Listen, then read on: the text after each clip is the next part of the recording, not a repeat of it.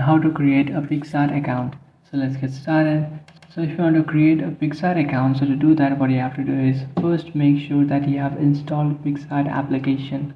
So what you can do is just simply open up your Play Store, and after opening up your Play Store, now in search bar you can search for a Picsart. After searching for that, now you should find this application. What you can do is just simply install it. After completing the installation process, now what you can do is just simply open up your Picsart application.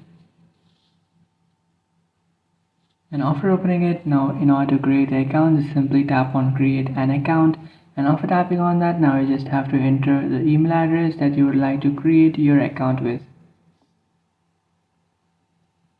After entering the email address, just simply tap on next, and after tapping on next, now you just have to create a password for your account. So make sure that you create a strong password.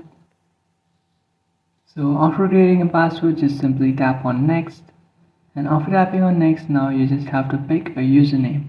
So just simply pick a username and then tap on complete. After tapping on complete, now if you want to take a subscription, then what you can do is just simply choose one of the subscriptions from here. But if you don't, then what you can do is just simply tap on that wrong arrow which you can find in the top left.